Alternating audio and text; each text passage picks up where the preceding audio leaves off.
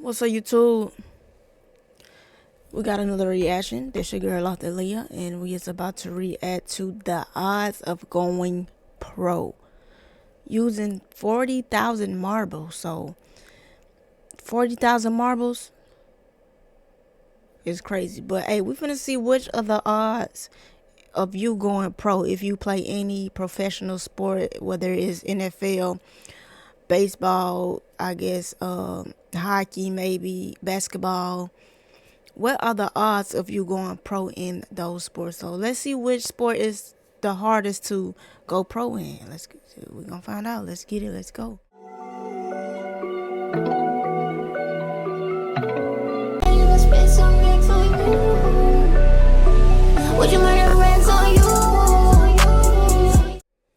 What's poppin'? What's poppin'? So we finna go and get straight into it. Before I get straight into this reaction, go ahead and like the video. You feel me? We is on the road to 14K. So let's hit that 14K. We post videos each and every single day. So help your girl reach 14,000 subscribers. You feel me? Hey, we grinding. It's 2025 and we is not gonna stop. You feel me? So help your girl do that. And let's just, continue to run it up on this channel. We ain't going to quit. We're going to keep going until we reach our end goal. You feel me? But with that being said, let's get into this reaction video with let's see. Is how many men there are, at least today, on this planet. Okay. A lot of men. Each of these marbles represents 100,000 men. Oh, there dang. are roughly 4 billion of us. Almost all of us, women and men, will play a sport at some point in time. Okay. Very few of us will ever make it to the pinnacle. Just how difficult is it to make it to the top? Let's start with the global game. All these marbles the more look. literal version of football. Okay, football.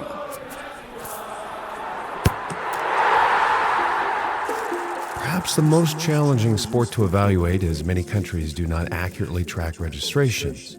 At least one country does, and that's the birthplace, England. According to the Football Association of England, there are 68,295 registered football players that are 14 years old. Over the last 4 years, 246 English football players made their debuts with the English Premier League, what many consider to be the top domestic league with the most depth. Is it soccer? We'll average that and say there are 61.5 English rookies each year. So, what are the odds of a 14-year-old making it to the top domestic league in England? About 1 in 1,110 will make it to the EPL. What are the odds of making it for the entire English male population? About 1 in every 5,639. Dang. Let's head across the pond to a game that is played on a frozen pond. Okay, hockey. Hockey. Here we go. The first organized hockey game was held in 1875 in Montreal. Today, over 452,000 Canadians are registered on organized teams. Hockey? Hockey is clearly the most popular sport for our brothers to the north, and fortunately, Hockey Canada provides wonderful data for youth registrations. Similar to football in England, hockey in Canada is ideal given the unlikelihood of other sports to cannibalize the best athletes. If we break this down to a single youth year, a little more than 30,000 14-year-olds are playing hockey in Canada, who is also responsible for the most NHL players. 295. Hey, hockey is definitely a tough sport. Like hockey, I think I went to one hockey game before, but I was little, man. But hockey, watching on TV, I think I watched a couple hockeys on TV, and they be pushing each other and tough sport. Like about 120 rookies make their NHL debut every year. So if we apply this Canadian weight of 41.7%, that means roughly 50 of them will be Canadian on average each year. So, what are the odds of making it to the show? At least if you're Canadian?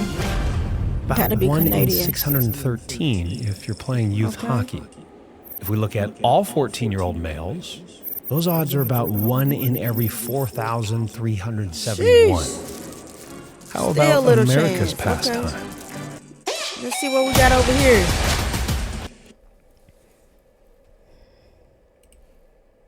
Baseball. There are nearly Baseball, 9 million yeah. high school males in the U.S. The United States has clean data on high school sports participation, so we know this past year, a little over 478,000 of these boys played baseball. Jumping to Now, the if MLB, you really want to get some money, baseball is the sport to try to get in the major league in. You feel me? Baseball, you bringing in them racks. 72.2% of opening day rosters were from the U.S. We will weight this percentage against the 239 players that make their debuts each year, and multiply that number by 4 since we sampled 4 years of high school. So, just how many make it to the bigs? How many? About 1 Probably in not that every many. 693 high school baseball 693? players will make it to the MLB. For all American males, 1 in every 13,026 will make it to the 1 in MLB. 13,000. Now to the less Golly. literal, but more lucrative version of football. Yeah. What are the odds of making it to the NFL? NFL. Now, I feel like a lot of people have a chance to make it to the NFL. If you on a good team and if you feel me, perform good, you definitely have a chance to be on the NFL. Football is the most popular high school sport for males in the United States. Facts. Between all forms of American football, over 1 million high schoolers play. Facts. Since you can't go to the NFL out of But it high is a- school, probably for good reason, College. just for fun, let's look at how many of these will play college football. Right. 77,204 You gotta go to a good college team. will play some level of NCAA football. 228 rookies played in a game last year, and 96.3% of the league is American. Thus, we'll say 220 are from the United States per year on average. So, what are the odds of making it to the most valuable league in the world? 1 in every 1,211 It is. high school football players will make it to the NFL. Okay. Looking at all males, 1 in every 10,117 will make it to the NFL. 10,000. How about the newest major team sport? The one that started in a PE class a little over 100 years ago. What, wrestling? At the high school level, a little over 537,000 boys play on a basketball. basketball team. And of I was those, like, wrestling? Hold on, what's- 3.6% will play in college. That's 19. Yeah, basketball I think is a harder percentage to actually making it to the NBA. 18,213 male college basketball players.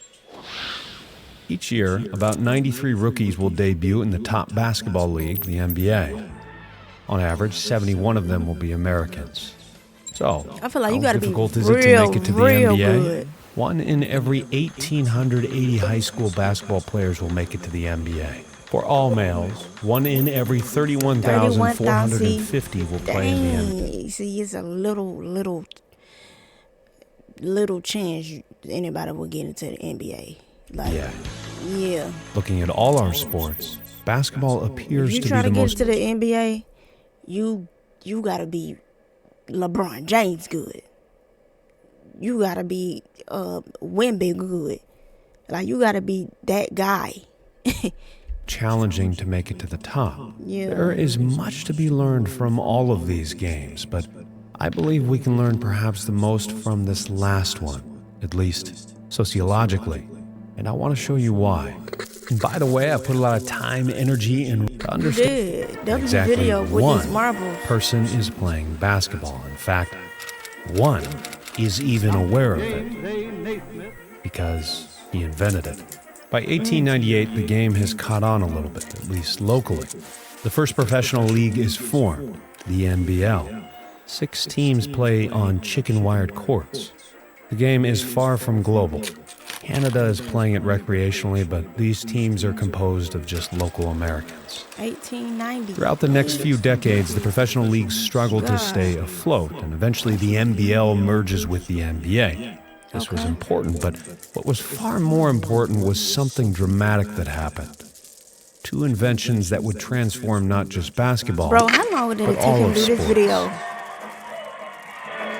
Radio Radio. and television. With broadcasting and advertising capabilities, sports became an increasingly larger business, driving revenue and growing games like basketball, but profits weren't the only outcome. Far from it. In 1978, something monumental would occur, except this was not broadcasted. In fact, this went completely unnoticed, at least at the time, on a completely different continent, far, far away from the NBA. A slim teenager was busy playing goalie. A coach stopped him. He mentioned he should try a different sport where tall people have an advantage. Standing at 6'7", the Nigerian picked up the game quickly. And a few years later, and if you tall and good at basketball, a scout saw him and offered him a visit, an opportunity, all the way at a college in the United States. This was rare. To put it in perspective, this was so rare that the college didn't even pick up the kid at the airport. That belief would change. The Houston Rockets select as Hakeem, #1 pick, the dream, would go on to absolutely dominate and become the first African-born player selected. Was that a Hakeem? He would not be the last. From Africa. Came over here and dominated. Oh, snap. Got an earthquake. Alright, what's going on? Is that it? I'm not gonna lie, these marbles dope. Is this him? Like my neighbor Brian was like, "Yo, where'd you get this knife?" I'm like, "Postman." All right. NBA, like Hakeem, he is from Nigeria. And like Hakeem, he is tall. Oh, yeah, he is tall. Dunking on niggas. Really tall. And just like Hakeem, he grew up playing football. Were you a soccer player first? Yes. The only basketball court they had wasn't really a court. It was made of sand. After players like Hakeem proved that there was talent all over the world, the NBA launched a program called Basketball Without Borders, a camp that has helped find hundreds of international players like Saul. I was praying, I wish I can be like Hakeem Olajuwon. Expanding the game to the edges of the earth. Now we got people coming all across to play NBA. select Arvydas Sabonis of the Soviet Union. Rick Smits of Maryland. Dikembe Mutombo from Georgetown University. Mutombo. Michael Olowokandi. Dirk Nowitzki from Dirk Nowitzki, yeah. Luol Deng from Giannis Antetokounmpo. Nikola Embiid. Jokic. Nikola Jovic. Luka Doncic. Luka. With the first pick in the 2023 NBA Draft, the San Antonio Spurs select Victor Wembanyama from Nanterre, France. However, one might notice something interesting when looking at NBA players that grew up outside of North America. They are largely tall. Tall, yes, NBA they are tall. Solo tall. Just look at the top 30 players that weren't born in North America last year. Only one, Luka Doncic, was a guard, and he's 6'7", far from the traditional guard. Furthermore, for the top 32 point guards last year, 29 were from the United States and 2 were from Canada. Only one grew up in a different country, Luka. Why aren't we seeing more solo at shorter positions? What's convenient about height is how straightforward of a measurement it is. And this is where basketball is both unique and extremely telling on the sports sociology front. Okay. You know height is important for the game of basketball. It is. You probably don't know just how important it is. Let's take a look. Let's look at this positionally. We'll start with the tallest position, center, where the average NBA starter is 6'10" or taller without shoes. How rare is this? Well, using US CDC data, about 1 in every 111,425 males are this height or taller. To visualize this, if we were to fill college football's largest stadium, the Big House, Well, there would got be no tall about people in one America. NBA Just center playing, on we do, average but- in attendance. For someone like Where's Watto? Solo, the odds are even more staggering. Only 1 in roughly 3 million U.S. males are this height or taller. A couple notes. The U.S. is taller than the average world height, and importantly, this is barefoot CDC measured height, not someone's self-reported height. Believe it or not, we tend to exaggerate this. At least, males do. We'll look at each position per 100,000 males. At our next position, power forward, where the average barefoot height ranges from 6'7" to 6'10" for our starters, you'd expect to see about 51 or 52 men per 100,000. At small forward, you would see about 411 males between 6'5" and 6'7". Moving to shooting guard, where the average NBA height was 6'3" to 6'4", you would expect to see 2,240 men this height. And what about our final position? The Point guard. guard. This is Rob. That was me, y'all. That was played me with in- Rob in college. in Rob high is school, a definitely D1 the point point guard. guard. He is very good, 5'10". He's taller than the average American male. But in basketball, he is one of many. The average NBA point guard was 6'2" without shoes, and since a 5'10" guy can't exactly apply to be a power forward or center, that means Rob is competing with, well, over 97% of the population.